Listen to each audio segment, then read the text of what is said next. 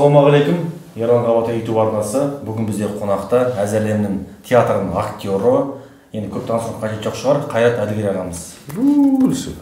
Қайрат, қош келдіңіз. Рахмет, рахмет. Енді Өскемен қаласында бүгін міне Әзірлемнің театрының концерті болып жатыр. Жалпы қазір гастрольдік сапарда жүрсіздер. Әзірлемде қазір енді гастрольдік сапарды айтып өтсек, енді қазір қалай болып жатыр? Бұл гастроль жалпы. Сіз енді осы жылы ғана қосылдыңыз енді қала бойынша. 29 сәуірден басталған Атбасар қаласынан.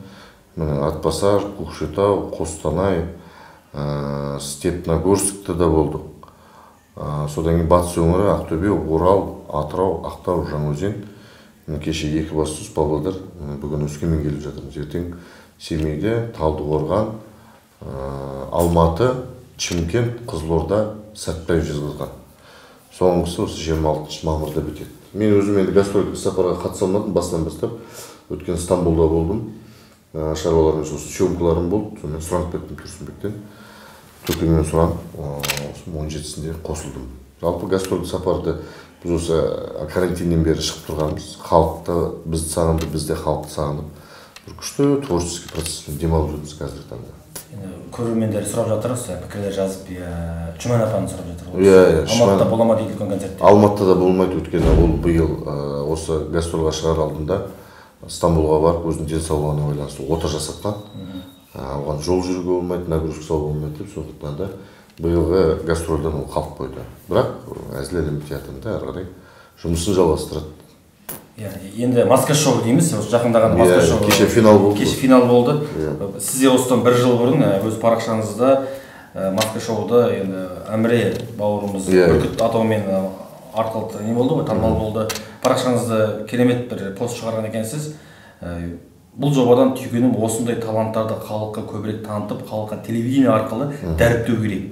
Бізде керісінше той әні хит болғандарды сахнаның төріне сүйреп, солардың сапасыз плагиат әндерін халыққа барынша дәріптеп жүрміз. Өкініштісі нағыз талантты, музыкалық сауаты бар дарынды әншілер тыс қалып жатады. Болмаса шетелге шығып, сол арқылы танымал болады деп жатсыз. Осы биылғы маска шоуда осы бүркіт сияқты ешкім болған жоқ. Болған жоқ ондай. Ондай феномен болған жоқ. Өйткені сол жалпы бірінші сезон, біз қатысқан сезон өте мықты болды. Жалпы әншілердің ән айту қабілеті де мықты, репертуарларда таңдау өте ауыр өлеңдерді таңдап, яғни конкурсный өлеңдерді.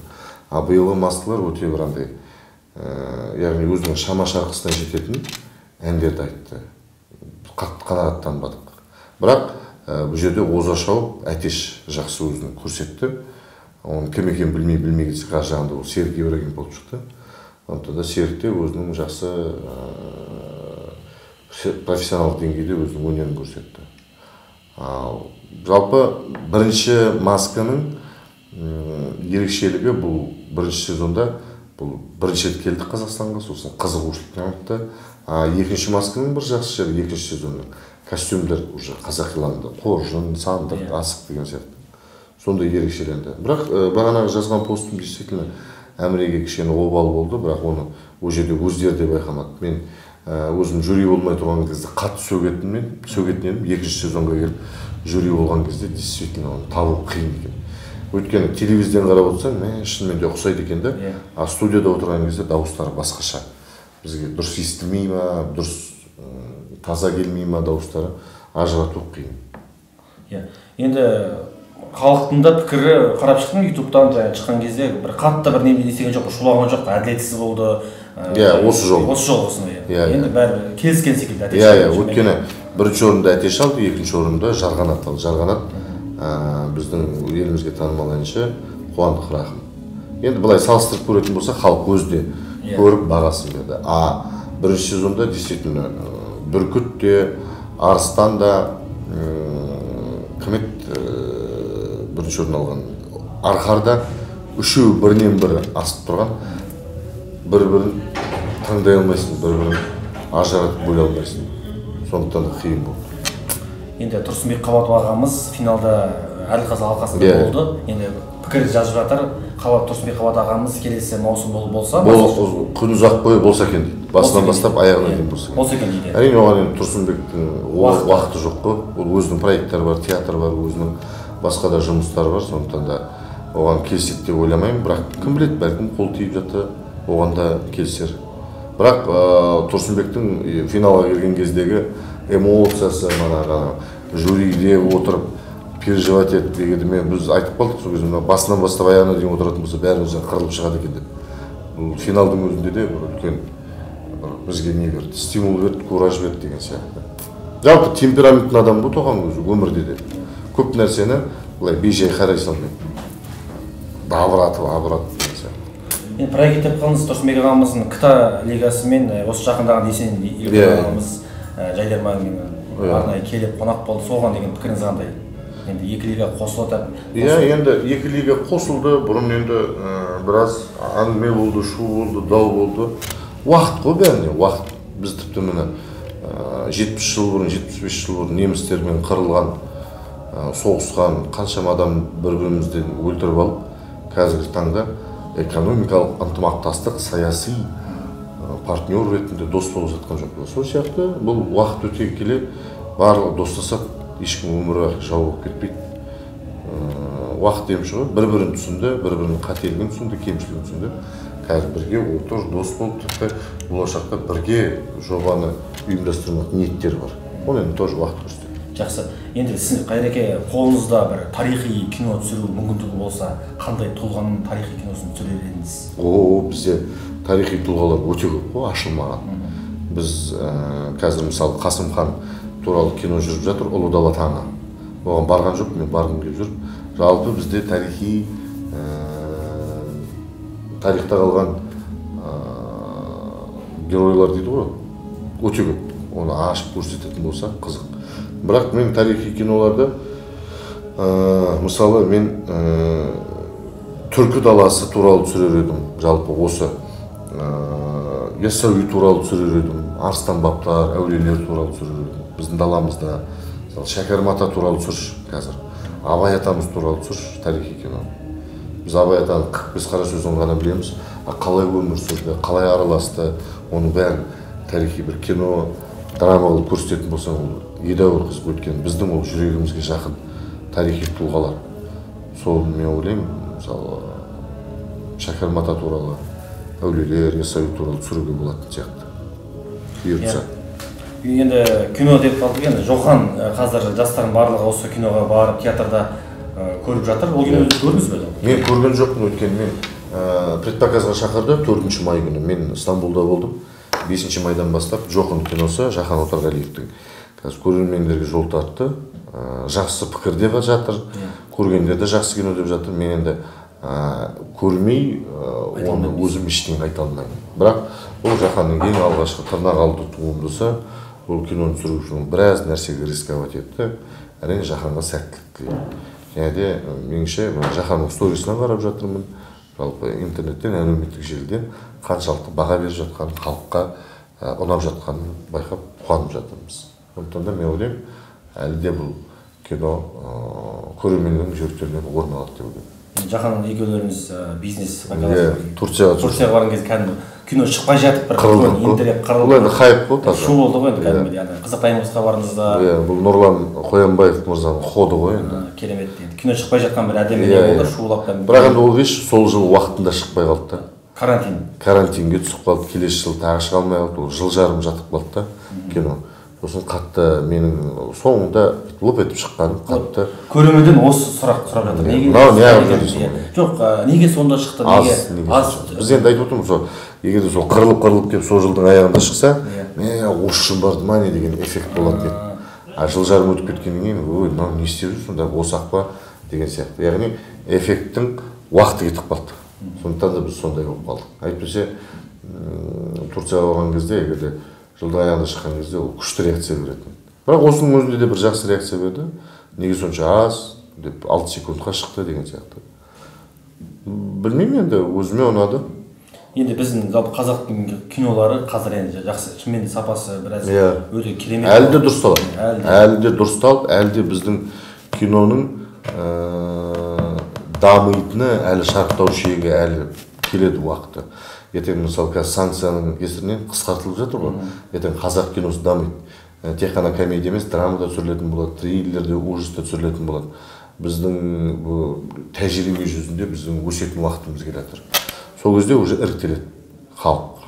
Кім профессионал, кім қандай, кім жай ішіне жүрген өзі сұрыпталады да, електен өтетін болады. Ол да қайта жақсы. Әлемдік деңгейге шығады дейсіз ғой, Құдай қаласа. Әлемдік деңгейге бәлкім шығып қалуы мүмкін, білмейміз ғой енді. Біздің әлемдік деңгейдегі әнші жоқ деп жүрген кезде Димаш шығып кетті ғой. Ойламаған жерден. Сол сияқты бұл да ойламаған жерден болатын зат па. Енді әлемдік деңгей деп отырмыз ғой. Сіз енді өзіңізге сонда бір Алла тағала үлкен мүмкіндік беріп әлемдік деңгейде киноға түссеңіз, қай бір мировой жұлдыз дейді ғой, звезда дейді ғой. Кіммен түсіредіңіз? Том Хэнкспен түсіредім. Мен өзім жақсы көретін актерім, Голливудтық Том Хэнкс. Өте глубокий актер. Қиын киноларды ойнайды, қиын рөлдерді ойнайды. Бірақ оның комедия жанрында да ойнаған кинолар бар. Жалпы өзім Том Хэнкспен ойнар едім. Тек постельный сцена болмаса болды деп қуып отырсам ойнайтын. Жалпы Том Хэнкстің шеберлігі қатты ұнайды маған. Ойнар едім. Леонардо Ди Каприоны айтпай ақ қояйын. Бред Питт деген олар бізден жоғары курс оқыған жігіттер ғой. Ойнайтын. Жалпы өзім Том Хэнкс жақсы көремін. Жақсы, енді мына біздің ағамыз сатираның санлағы Көпен Әмірбектің керемет бір сөзі бар. Мен өзімді тілімді пеш деп айтамын. Пеш? Өз тілімді пеш. Сол өз сіз пешіңізге күйген уақытыңыз болған жоқ па? Ой, өз тілімнен тапқан болды. Қатты күлдіртемін деп бүлдіріп алған кездер де болды. Бірақ сөйтіп отырып ойланасың ғой. Жалпы ана айтады ғой. Сөз шықпай тұрып аузынан ол сенікі, шыққаннан кейін ол халықтық дейді ғой. Сол сияқты действительно бір рет 7 рет кесіп, бір рет өлшеп барып істеген дұрыс екен. Бірақ 10 бәленің 9-ы күнәнің тілден деген дейді. Сондықтан да тіл бәлкім пеш деп айтатын содан шығар. Көпен ағамыздан. От қой енді. Тіл қызып тұрады, бірдеңе салсаң ол өртенеді, күйеді болмаса деген сияқты. Енді Қайреке бұйырса маусым айы, шілде айы, тамыз айы, көбін бір тойдың маусымы, тойдың келе жатыр. Ол тамыз июньді күтіп отқан жоқ. Ораза бітті, майдан бастап кетті ғой. Бұрын майда көп той болмайтын. Биылғы май ерекше. Майға қарамай ғана. В мае майца будет дегенге қарап отқан жоқ. Орыстың мақалы ғой деп ұрып отыр ғой біздің қазақтар. Шынымен де ғой. Ол әшейін біреудің орыстың бір айтқан әңгімесі ғой. Былайынша ол бәрі ырымшыл халықпыз ғой. Ойбай, сәрсенбі сәтті күн істеңдер, айденік істемеңдер, той бармаңдар, 9-бен бітетін санда шықпаңдар деп айтқан кезде әшеміз айтады. Әй, Құдайдың әрбір күні құтты күн, сен тірісің ғой, сорлау, жұмысың істей берсейші депті. Сол сияқты әрбір нәрсе құтты, әрбір нәрсе берекелі. Оны той сұрап отырған себебі жақын осы кеш бүгін ғана осындай. Бүгін бізде 19 мамыр TikTokта, Instagramда шығып жатыр. Қабдолдың беташарына шығып көрген жоқсыз? Өзінің жеке пікірін айтып жатыр. Жеке пікірін айтып жатыр. Беташардың мақамын бұзды. Бұзды. Енді бұл жерде былай ғой. Бұл беташардың мақамын көпшілік әлеуметтік желіден көрді. Әлеуметтік желі болғаннан кейін, әлеуметтік желі ол каждый адамның өзінің медиа пространствосы. Қабдолды өздері шақырады. Мысалы, ұнамайтындар шақыртпайды. Қазақи классикалық стильде беташарды өткізетін адам, ол Қабдолға өсері жолын. Қабдолды олар ұнатпайды. А егер ұнататын адамдар өздері шақырады. Қабдол ешкімге жалынып жатқан жоқ қой, мен беташарды ашып берейін сендерге деп. Өздері шақыртып, ақшасын төлеп, жолын төлеп, сондықтан да ол өнер қазіргі заманның. Бірақ ана үлкен кісінің айтқанында орынды. Ол беташар, ол дәстүрге қиянат жасамаңдар деп. Бірақ егер де сол тойдың үстінде сөйтіп беташар жасап жатқан кезде айтса, мен құптар едім ол кісінің елдің алдында шығып ойын айтқан. Ол концертке келіп отқан, әнші ретінде келіп отқан адам қатысы жоқ, тойдағы жасаған қателігін елдің көзінше бетіне басып айтты да. Ол өнер адам, ол намысына тиеді деп ойламайды. Егер де жанашыр болса, берғай шетіне шақырып алып, мен ағалық саған кеңесімді айтайын, ақкөкем айналайын. Бұлай істемей ақ қойшы. Бұлар өлден келатқан зат. Бабалардың бізге тастап кеткен мұрасы ғой, мұраға қиянат жасамай қой, әшейін мен өз ойым десе, ол бәлкім түсінер еді. Сондықтан да анау жайлап айтқан дұрыс еді. Енді бірақ шығып кетті ғой әлеуметтік желіде. Қазір сол Қабдолға қарағанда сол кісі қатты танымал болып жатыр да. А Қабдол одан сайын үрлеп жатыр. А біреулер тіпті оның Қабдолдың немен айналысатынын білмейтін адамдар енден танысып жатыр Қабдол. Интерес қалып кетсін. Еш осындай беташар ашама шақырайық та оны деп наоборот көбейтіп жатыр да. сондықтан да білмеймін, әр адам әртүрлі ғой. Бір адам бес адам бір нәрсеге қарап отырып 5 түрлі пікір қалыптастырады ғой. Мен алып қосарым жоқ, бірақ өзімнің ойым осындай. Қазіргі театрларға көзқарасыңыз, жеке көзқарасыңыз. Қай театрлар? Әзіл-сықақ жаңағы. Әзіл әлемнен бөлек. Қай театр? Бөліп жаратыны жоқ театрдың, бәрі ізденіс үстінде. Каждый өзінің стилінде іздейді. Біз мысалы монолог ретінде қазір юмор іздеу өте қиын ғой. Өйткені бір өзекті тақырып шыға ма, оны мемшіктер, Инстаграмдағы бәрі оны ойнап тастайды да. Сен уже басқа қырынан іздене бастайсың. Қазір юмор бар, сол юморды жеткізу қырын іздейсің ғой. Әртүрлі бағытын іздейсің. Өйткені кейбір бағыттарды уже естіп. Біз оны гастрольге айналам деген кезде, ол эфирге шығам дегенше. Сондықтан да, бірақ ойланып бізден отырсаң тақырып өте көп.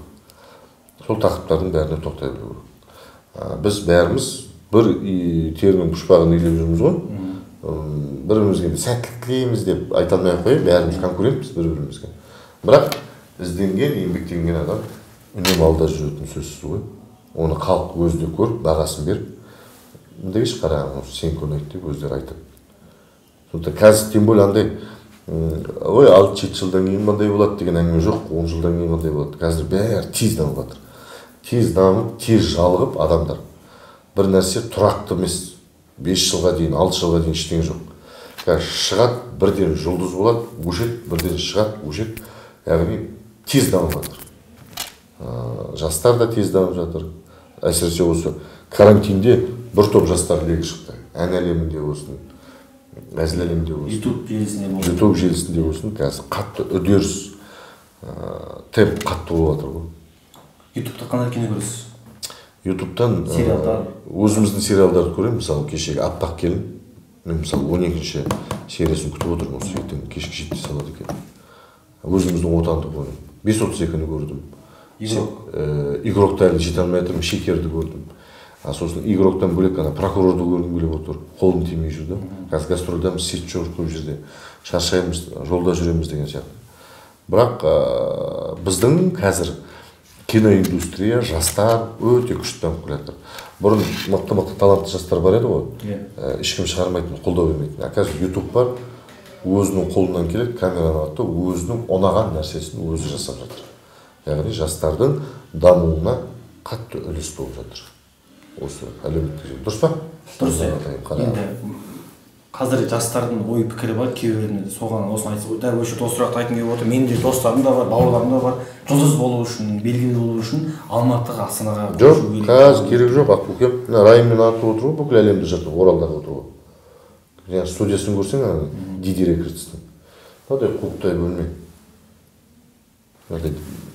Үлкен компьютер, жас бала, кешкентай қуықтай жерде отырып, бүткіл әлемді айырып отыр. Сол сияқты Садрадин, Қанай, Қардандақ дейтін Калифорния, Ақтөбеде отыр бала, Қандағашта отыр, шығып кеткен бала. Сондықтан да бұл қазір әлеуметтік желі. Бұрын бәрі телевидение қарап отыратын. Телевидение барлығы орталықта, Алматыда болатын. Өнер ордасы деп, сондықтан да Алматыға келу керек, сол жерде жұмыс істеу керек. Қазір адам мынаның барлығы өзінің телевидениесі ғой, мынаның барлығы, өзінің Инстаграмы бар. Не істесең де өзің білесің. Сондықтан да бұл жерде қалай интернет үлкен мусор дейді ғой. Оның ішінде керек адам өзіне керек нәрсесін азығын тауып алады, қалған ол кете береді тілегі болып. Сондықтан да мне кажется, қазір балалар жастар, мысалы 17-18 жасар балалардың өзі миллионер болуды үйретемін деп отыр ғой енді. Ойла, 19-20 жасар бала.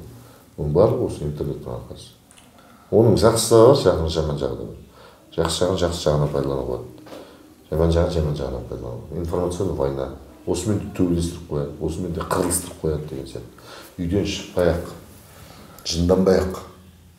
Баяғыда біздер бала кезде. Қазір мен аяқ киімді ауыстырып келейін, төбелесу үшін жетеді ғой. Ондай жоқ вообще. Болды. Енді Қайреке, мынау бізде әлеуметтік желіде отырмыз ғой, танымал белгілі азаматтарымыз көп. Сахнада мен осы сұрақты жиі қоямын. Ісі мен сөзі басқасы деген. Сахнада бөлек өмірде басқа деген. Сіз үшін тұлға деген кім? Тұлға деген қандай болу керек? Тұлға деген. Мен үшін тұлға Бейсен Құранбек ағамыз, марқұм тие берсін. Әсіресе мен Бейсен аға туралы кітапты оқыған кезде біз қатты ол кісіні танымаған екенбіз. Вот Тұлға деген сол. Өзінің жұмысын жасап жүріп, қоғамда идеологияны қалыптастыра білген адам. Мына Тұлға деген сол. Тұлға деп танымал адамдарды айту ол қате пікір. Ол танымал адам 10-15 жыл өлең айтып хит болып жүрер, бірақ ол қоғамға қандай леп алып келеді деген нәрсе ғой. Сондықтан да бұрын мысалы қарап отырсаң, подписчигі көп адамдар қатты сыйлайтын еді ғой. Қазір ол қалып баратыр.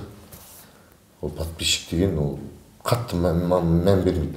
Оның сөйлеген сөзі, аузынан шыққан сөзі, бір нәрсеге қатысты пікір айтса, сол пікіріне сыйлайды, іс-әрекетін сыйлайды деген сияқты. Ол подписчикке қарамайды.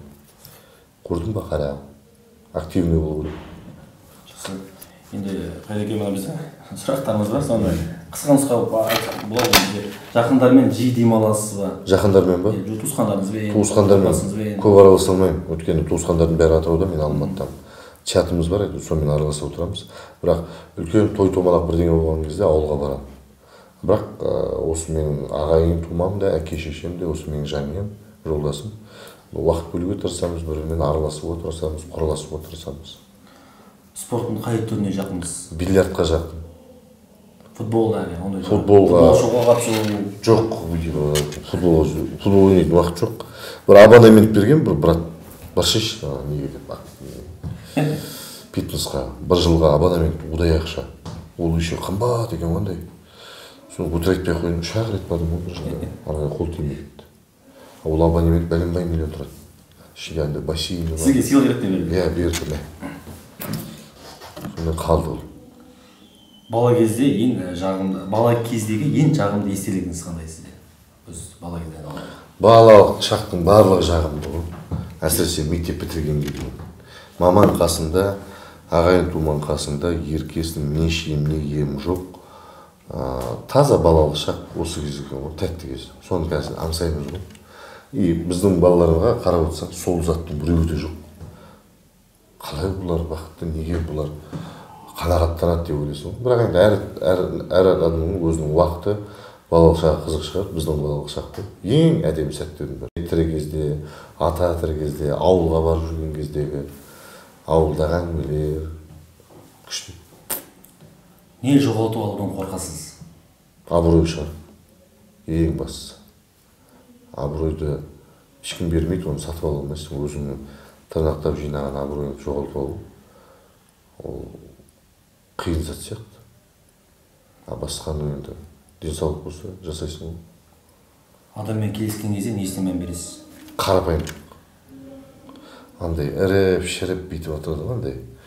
Өз сондай болмаса да, бізде сондайлар көп. Өз сондай болмаса да, сондай жасайтындар көп өтше. Айналаға сөйтіп білет еткісі келеді.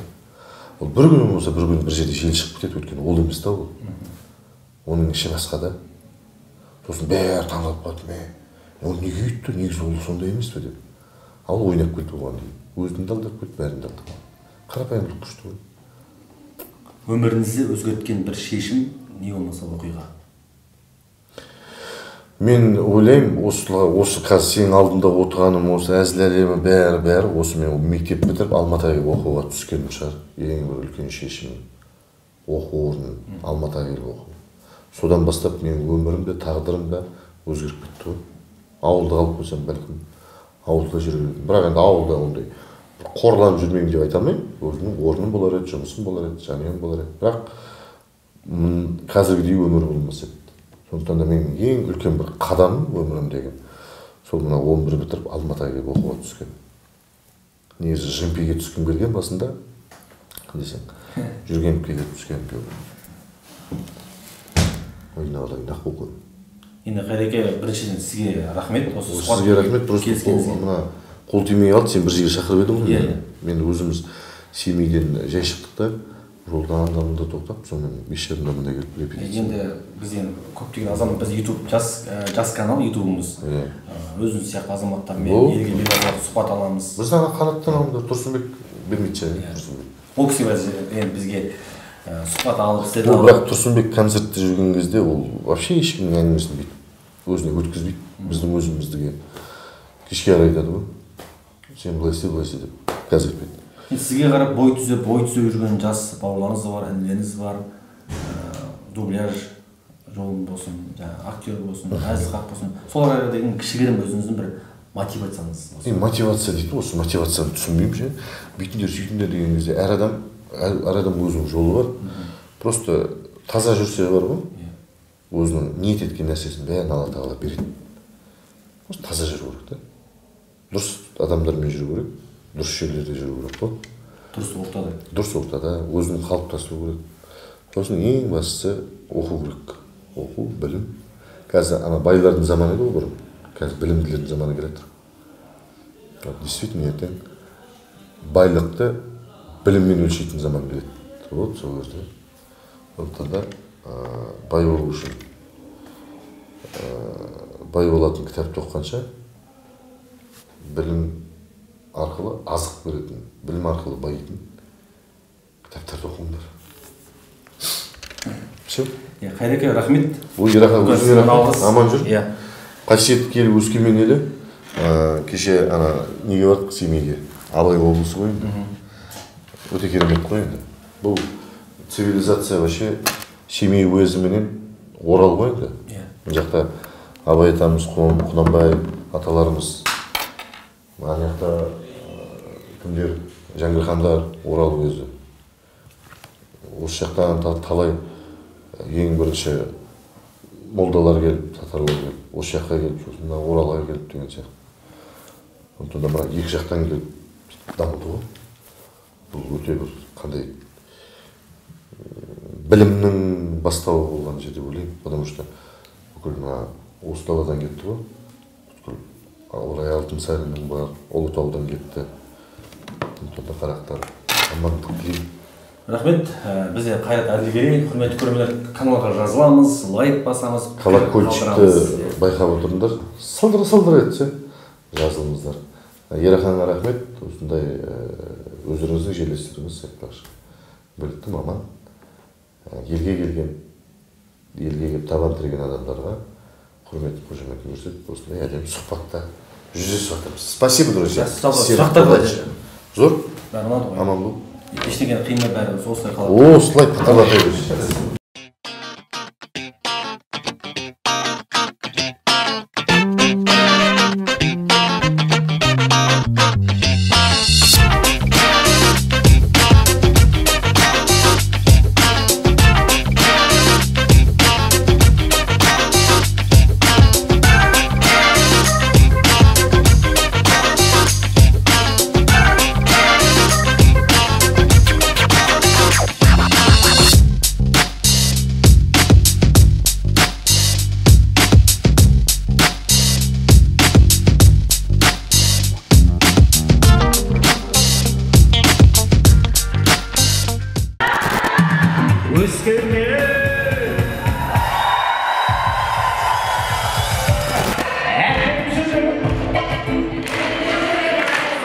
Yeah.